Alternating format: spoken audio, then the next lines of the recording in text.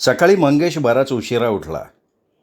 आपलं सगळं आवरून तो खाली आला त्यावेळी मावशींची नाश्त्याची तयारी सुरू होती. मल्लिका तिथेच टेबलजवळ बसून त्यांना काहीतरी विचारत होती. त्याला बघताच मल्लिकाने विचारलं, का रे, रात्री झोप नाही का लागली लवकर? बघितलंस का आता किती वाजलेत ते? हो ना, फार उशीरच झाला उठायला. मावशी चहा देता का प्लीज? हो घे की, तू उतरताना दिसलास तेव्हाच ठेवला मी. वा वा मावशी, थँक्यू हां. आणि हां दी, मनापासून थँक्स. का रे बाबा, मध्येच काय आठवलं तुला? मध्येच नाही दी, अगदी मनापासून आभार मानतोय तुझे. नाहीतर कायम मी अंधारातच राहिलो असतो. हा कुठल्या संदर्भात बोलत असेल, काय म्हणायचं असेल याला? मावशींच्या चेहऱ्यावर उमटलेलं प्रश्नचिन्ह बघून बोलता बोलता मंगेश थांबला. मल्लिकाच्याही ते लक्षात आलं. तिनेही मग काही विचारलं नाही. चहा संपवून कप टेबलवर ठेवता ठेवता मंगेश म्हणाला, दी, घरात बसून बसून कंटाळा आलाय नुसता. सवय नाही ग एवढं रिकामं बसायची.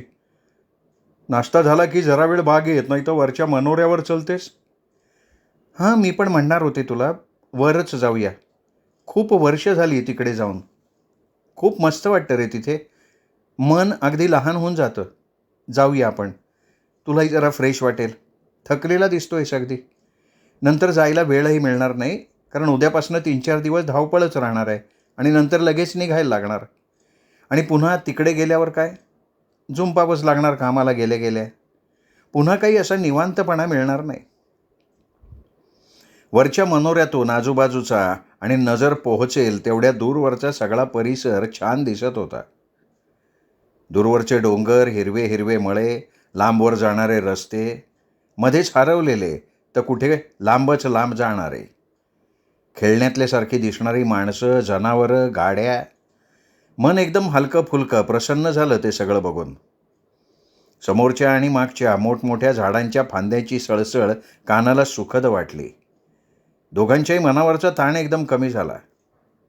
बापरे दी, किती दिवसांनी येतोय आपण इथे. अरे दिवसांनी काय, वर्षांनी म्हण. शेवटचं कधी आलो होतो ते सुद्धा आठवत नाही आत्ता. मंगेश, आठवतं का रे तुला? एकदा डिसेंबरच्या सुट्टीत आपण आलो होतो त्यावेळी आईने हट्टाने इथे जेवण ठेवलं होतं. कायम लक्षात राहिलं ते. बाबांनी तिला किती नको म्हटलं, अगदी मूर्खात काढलं, पण त्यावेळी आईने ऐकलंच नव्हतं त्यांचं. मावशींच्या गाड्यांच्या मदतीने सगळं तिने इथे वर आणलं होतं आणि ते अन्न गरम करायला छोटीशी शेगडीसुद्धा आणली होती कोळशाची. आठवते? हो, सगळं आठवतंय दी. थंडीच्या दिवसात उन्हात अंग शेकत गरम गरम जेवायला काय मजा आली होती नाही? आपल्यासाठी नवीनच अनुभव होता की नाही तो? जन्मभर लक्षात राहील असा. आई खरं फार रसिक होती नाही का आपली? हो ना रे. छोट्या छोट्या गोष्टीत आनंद शोधायची. पण हे सगळं आपल्याला तेव्हा का नाही रे जाणवलं? जाऊ दे, आता पश्चात्ताप करूनही काही फायदा आहे? काय रे, मगाशी बोलता बोलता थांबलास, काय बोलायचं होतं रे तुला? तेच ग, काल तू मला आईची डायरी वाचायला दिल्याबद्दल तुझे आभार मानायचे होते. मला बोलायचं ते आपल्या दोघातच असावं म्हणून बोलता बोलता थांबलो मगाशी. दी, काल तू मला बोलताना थांबवलंस, पुढे बोलू दिलं नाहीस, म्हणून मला त्यावेळी खरंच सांगतो खूप राग आला होता तुझा. पण त्यावेळी योग्य तेच केलंस दी तू. पत्र वाचून माझ्या डोक्यात तर काय काय आलं होतं आईबद्दल. पण डायरी वाचून मात्र वाटलं की खरोखर आई कधी कळलीच नाही ग आपल्याला. तिला समजून घेण्याची कुवतच नव्हती माझी. म्हणूनच नको ते विचार आले डोक्यात. पत्र वाचल्यावर मला दोघांचाही फार राग आला होता. वाटलं आईने आपल्या बाबांना फसवलंय. पण खरं तर तीच कायम फसवली गेली ग आपल्या माणसांकडनं. आईला समजून घ्यायला आपण फार उशीर केला दी. हे सत्य आधीच आपल्या समोर यायला हवं होतं. बहुधा तिला ठाऊक होतं की आपली प्रतिक्रिया अशीच असणार आहे. कदाचित कळल्यावर आपण तिचा तिरस्कारही करू. म्हणूनच आपण पोचण्याआधीच तिने सगळं संपवलेलं असावं, हो ना? तिला आपल्यासमोर संकोच वाटला असता, सगळं मुलांना कळालं म्हणून. खरं तर मला आपण तिचे अपराधी आहोत असं वाटतंय दी. चुकलो मी. बाबा गेले त्यावेळी मी तिला सोडून जायला नको होतं. ती बोलली पण होती तसं, पण मी नाही तिचं मन जाणू शकलो होती. त्याच्या पाठीवर थोपटत मल्लिकाने त्याला शांत करण्याचा प्रयत्न केला. मंगेश, अरे नको एवढं वाईट वाटून घेऊस. डोळे पुस बरं. शांत हो आधी. हे बघ, काहीही झालं तरी आता गेलेला काळ आणि गेलेली आई पुन्हा परतून येणार आहे का? आपल्यासाठी आईनी संधीच ठेवलेली नाही कसली. झालं ते होऊन गेलं. आता नुसता पस्तावा करून काय उपयोग आहे? आईचा आत्मा इथेच कुठेतरी आपल्या अवतीभोवती घुटमळत असणार. तिला नक्की आपलं मन, आपला पस्तावा कळेल आणि समाधान वाटेल तिला त्याने. मुक्ती मिळेल तिला आता. आता मात्र आपल्याला पुढचा विचार करायला हवा आहे. इथली सगळी व्यवस्था नीट लावणं गरजेचं आहे. हो ना, पण डी यावेळी तर माझ्याजवळ तेवढा वेळही नाही गं. आणि मला वाटतं तू सुद्धा नाही राहू शकणार फार दिवस इथे. दोघांनी त्यासाठी परत एकत्र यायला हवं. पण तोपर्यंत मला वाटतं इथला कारभार जसा चालला होता तसाच चालू द्यावा. मावशी ठेवतील त्याच्यावर लक्ष. सांभाळतील मावशी सगळं. आईबरोबर इतकी वर्ष त्या इथे आहेत, त्यांना सगळं ठाऊक आहे. हो का नाही?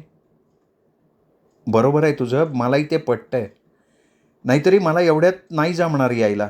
तेच तर म्हणतोय ना मी. आपण म्हणजे तू आणि मी नाही बरं का फक्त, तर राघव, मृदुल, मुलं सगळे चांगली मोठी सुट्टी घेऊन इथे एकत्र येऊ.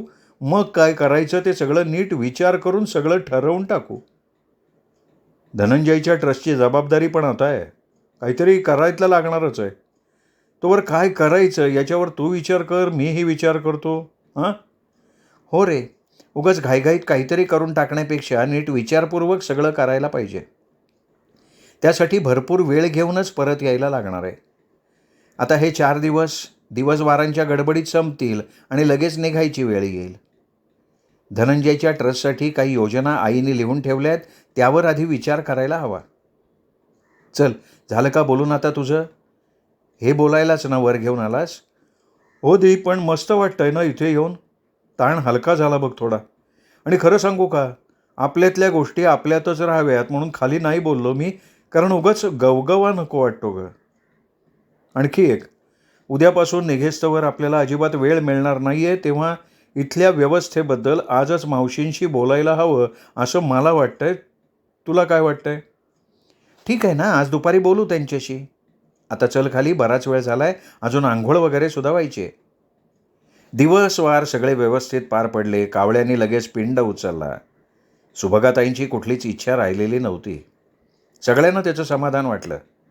दुसऱ्याच दिवशी मल्लिका आणि मंगेश परत जायला निघाले. आधी एकत्र जाऊन मंगेश नंतर पुढे जाणार होता. मावशींना त्याने आधीच सगळी व्यवस्था नीट समजावून सांगितली होती. बाईंना मात्र खूप वाईट वाटत होतं. इतके दिवस मुलं घरात होती, आता ती पण जाणार. कसं राहणार आपण या एवढ्या मोठ्या घरात? तेही जबाबदारीचं ओझं डोक्यावर घेऊन. ताई नसताना या घरात एकटं राहायचं कसं? राहून राहून हे विचार मनात यायचे आणि त्यांच्या पोटात खड्डाच पडायचा. 4-5 दिवस तर त्यांच्या जीवाला चैन नव्हती. सवडीनं येऊन सगळा पसारा आवरू, पुढे काय करायचं ते ठरवू, असं सांगून सगळी जबाबदारी बाईंवर सोपवून मुलं आली तशी निघूनही गेली. घरात उरल्या फक्त बाई. सगळा कारभार त्यांच्याकडे सोपवून मुलं मोकळी झाली. आपापल्या वाटेनं निघूनही गेली. पण बाई कुठल्या वाटेनं जाणार? त्यांची वाट ताईंपासनं सुरू होऊन ताईंच्या जवळच संपत होती. जायला जागा होतीच कुठे त्यांना? खरं तर मुलांहूनही पोरक्या झाल्या होत्या त्या ताईंच्या विना. आपल्या मनीचं दुःख सांगायला कोण होतं त्यांच्याजवळ? कोणाला सांगणार त्या? आजवर ताईंचा आधार होता. अशी वेळ येईल असा कधी विचारही मनात आला नव्हता. इथे आल्यापासनं बाहेरच्या जगाचा विचारही त्यांनी कधी केला नाही. आयुष्यातले समाधानाचे, निश्चिंतीचे 4 सुखाचे दिवस त्यांना इथेच लाभले होते. ताईंची माया इथेच मिळाली होती. मग त्या ताईंशिवाय जगणार कसं आता? बाई अगदी उन्मळून पडल्या होत्या. मुलं गेल्यानंतर त्या कितीतरी वेळ या खोलीतून त्या खोलीत उगाचच फिरत होत्या. कुठून तरी ताईंचा आवाज येईल, कुठेतरी त्या दिसतील, असा सारखा भास वेड्या मनाला होत होता. सारखे डोळे भरून येत होते. रिकामं घर भकास भयाण वाटत होतं. काही करावंसं वाटत नव्हतं. बराच वेळ त्या ताईंच्या फोटोजवळ बसून राहिल्या. जरा वेळाने मन शांत झाल्यावर त्यांनी मागे आउटहाऊसमध्ये जाऊन गड्यांना बोलवलं. तिथली एक खोली स्वतःसाठी स्वच्छ करून घेतली. गड्यांच्या मदतीने त्यांनी सगळा बंगला आवरून घेतला. सगळं फर्निचर झाकून घेतलं. ताईंची वरची खोली मात्र त्यांनी स्वतः आवरली. आवरताना त्यांना ताईंचा एक फोटो खाली पडलेला दिसला. तो त्यांनी आपल्याजवळ ठेवून घेतला. तो फोटो बघून त्यांना खूप भरून आलं. त्यांनी पटकन खोली बंद करून टाकली. सगळी माणसं आपलं काम संपवून निघून गेली होती. बाईंनी सगळ्या खोल्या बंद केल्या. आपलं सामान आवरलं.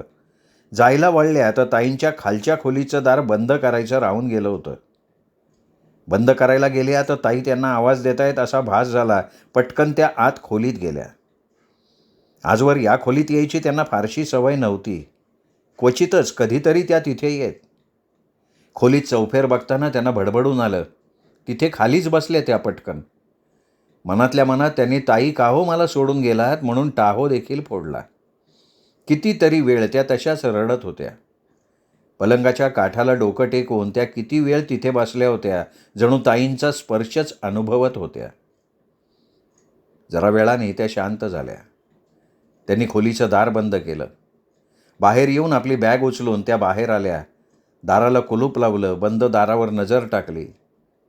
ते बंद दार बघून पुन्हा त्यांचे डोळे भरून आले. क्षणभर त्यांनी त्या बंद दारावर डोकं टेकवलं. उंबऱ्याला हात लावून नमस्कार केला. बाईंना गरज असताना याच बंगल्यानं त्यांना केवढा मोठा आधार दिला होता. ताईंच्या रूपानं एक मायेचा हात त्यांना मिळाला होता. आता तोही हरवला होता. पुन्हा एकदा दारावर बंगल्यावर नजर टाकून बाई जायला वळल्या. पुन्हा त्या थबकल्या. समोरच बंगल्याचं गेट आणि सळसळणाऱ्या पिंपळाच्या कडुलिंबाच्या फांद्या तशाच हलताना दिसताच त्यांना आठवलं, किती वर्ष झाली त्या गोष्टीला. याच पिंपळाच्या झाडाखाली आपण विसावलो होतो. हे फाटक उघडून आत येताना किती आकांक्षा मनात होत्या. एका आधाराची आपल्याला त्यावेळी गरज होती आणि या घराने त्यांना तो आसरा दिला होता. कोणाचा आधार नसलेली एक गरीब निराधार बाई, कसलीही ठावठिकाणा नसलेली. पण या घरानं मात्र त्यांना आधार दिला होता. ताईंच्या रूपानं एक मोठी बहीण मिळाली होती. ताईंनी कितीतरी गोष्टी शिकवल्या होत्या.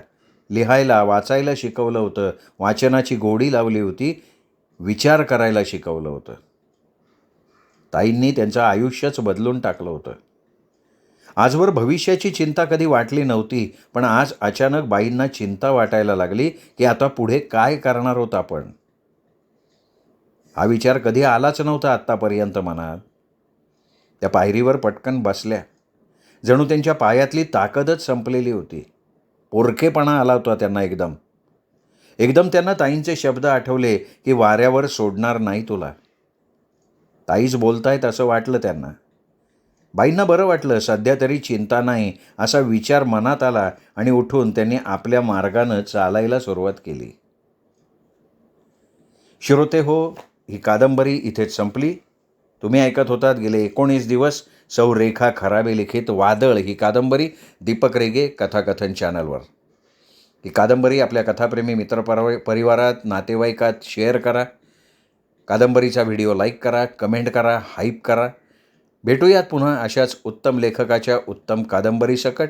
तोपर्यंत नमस्कार.